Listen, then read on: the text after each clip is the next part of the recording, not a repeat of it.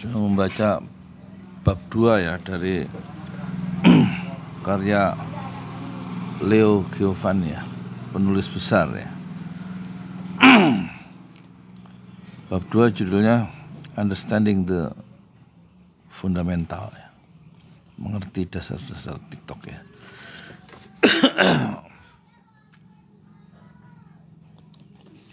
FYP semua bisa kok masuk FYP dengan mudah. FYP itu apa sih? For your page ya. Beranda, masuk beranda kita ya. Asal konsisten konten dan paham algoritma TikTok. Ini penting nih, halaman piro iki? Halaman 16 ya. Kata si Leo Giovanni, FYP semua bisa kok masuk FYP dengan mudah asal konsisten konten dan paham algoritma TikTok. Kata dia ini. Kita coba ya baca ya. Alasan saya menamakan bab ini Understanding Fundamental adalah karena menurut saya semua sebelum kita mulai belajar tentang konten, ada baiknya kita tahu sebenarnya behavior audience itu bagaimana sih. Behavior audience itu, perilaku konsumen itu gimana sih. Orang itu nonton TikTok karena apa sih gitu.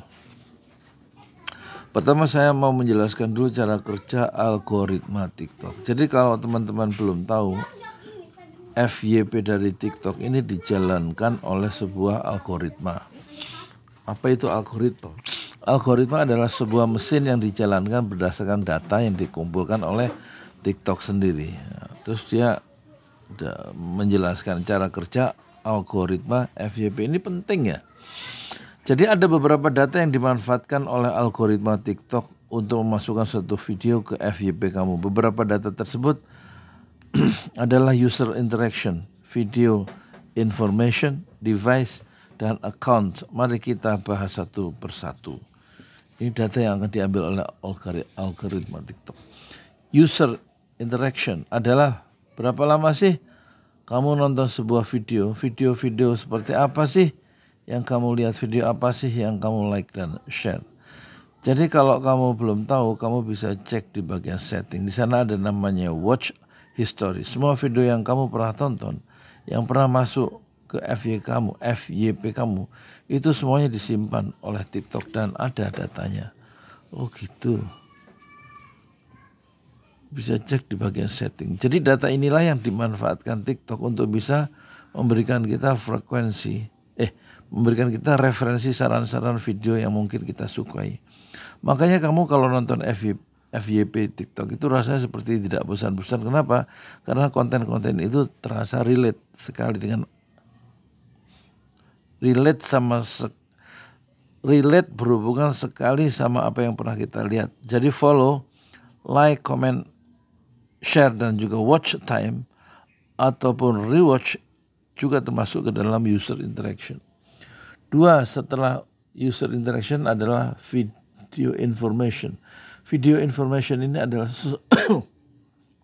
semua hal yang ada di dalam video, semua hal yang ada di dalam videonya seperti in video text, caption, hashtag dan juga sound. Jadi video information ini adalah semua data yang bisa didapat dari sebuah video yang digunakan TikTok untuk masuk ke dalam algoritmanya. Jadi hashtag itu perlu ya. In video text dalam video itu perlu, caption perlu ya. Dan juga sound. 3, setelah user interaction, setelah video information adalah device and account. Device and account ini adalah jenis device apa yang kamu pakai. Lalu lokasi akun kamu itu ada di negara mana. Ini juga semua digunakan oleh TikTok untuk mematangkan FYP-nya. Ini sesuatu yang baru ya buat saya ya. Algoritma FYP TikTok. Posting video, terus video ditunjukkan pada viewers. Terus ditunjukkan ke lebih banyak orang. Dari video ditunjukkan ke viewers, itu penilaian performa video. Terus evaluasi performa, setelah evaluasi performa ditunjukkan ke lebih banyak orang ya. Kemudian setelah evaluasi performa dihentikan optimasinya sampai ada engagement lagi. Engagement itu apa ya? Kita mulai di bagian posting video. Pada saat awal posting video kita itu akan ditunjukkan kepada followers ataupun orang-orang yang sedang engage dengan akun kita dalam waktu dekat. Awalnya video kita akan ditunjukkan ke sedikit penonton, mungkin 100 view dulu. Kalau di akun-akun awal mungkin 10-20. Jika kamu pantau secara seksama, pelan-pelan akan terjadi sesuatu pada video tersebut. Video itu akan masuk ke satu fase yang tiba-tiba naiknya kenceng banget. Nah, di antara fase tersebut terjadilah penilaian, ya, performa video. Ini ada bagannya.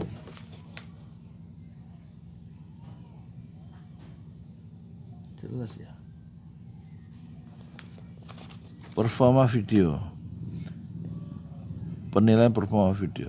Jadi TikTok akan menilai performa dari video ini berdasarkan beberapa engagement yang dilakukan, contohnya follow, komentar, like, share, watch time. Apakah penonton yang menonton video itu kamu menonton sampai habis atau hanya 50%?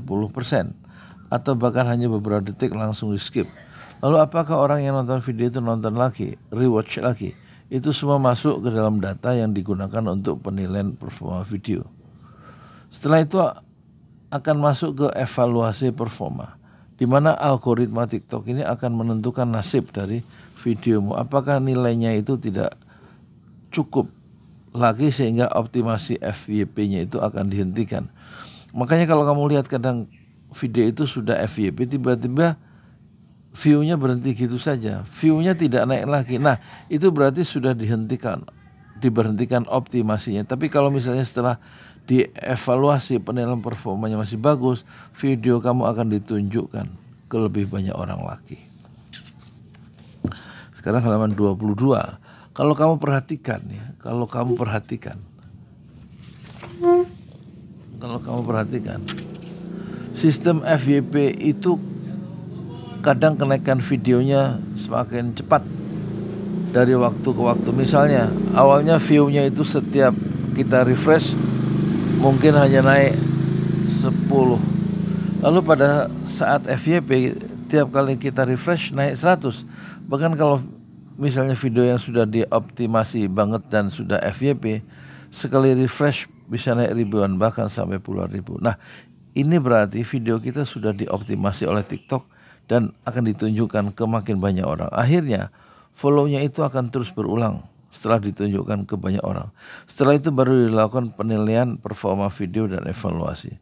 Apabila oke, video kamu akan dilanjutkan untuk penilaian performa video.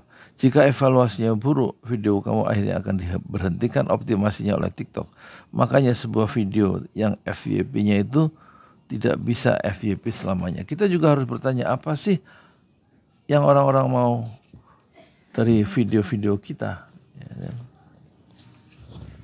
Orang-orang nonton TikTok tuh butuh apa sih? Ketika kita sudah mengerti apa yang penonton mau, kita jadi lebih mudah menghasilkan konten-konten yang relatable, yang bisa berkaitan dengan penonton. Menurut saya, kata Leo Keovania, orang-orang main TikTok atau orang-orang nonton TikTok itu hanya untuk dua tujuan. Satu, menempatkan informasi ataupun edukasi. Mendapatkan informasi ataupun edukasi. Dua, mendapatkan hiburan. Gitu. Jadi kamu harus memastikan konten kamu itu include salah satu dari dua poin ini, yaitu apa? Mendapatkan informasi ataupun edukasi. Yang kedua, mendapatkan hiburan. Atau kedua-duanya, yaitu mendapatkan informasi atau edukasi dan sekaligus mendapatkan hiburan.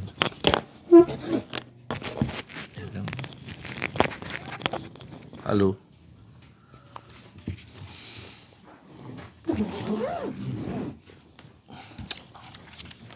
Susah kalau pakai boya. Ini harusnya pakai ini ya, pakai apa namanya itu?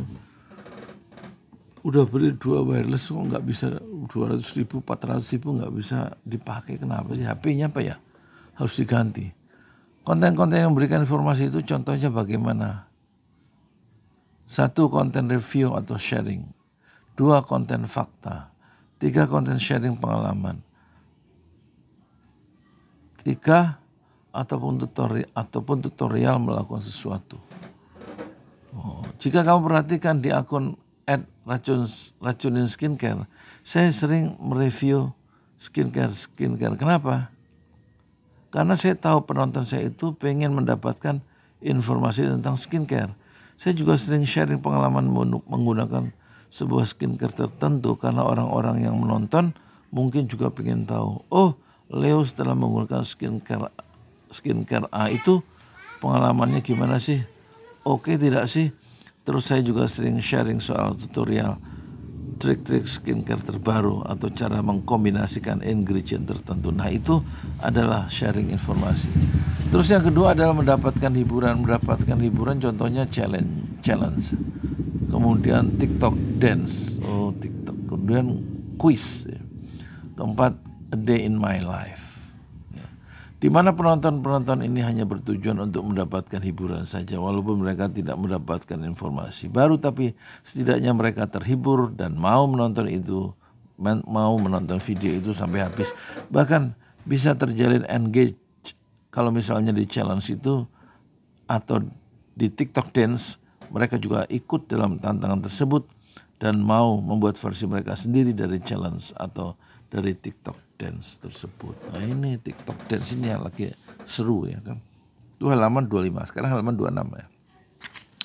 Jadi untuk kamu yang mau mulai membuat konten, pastikan konten kamu yang mau kamu up itu wajib mengandung salah satu dari kedua poin itu, yaitu sharing ya. Mendapatkan informasi atau edukasi dan atau mendapatkan hiburan ya.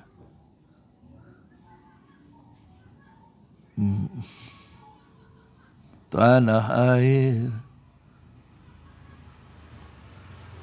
ku tidak kulupakan. Halo, kan terkenang selama hidupku.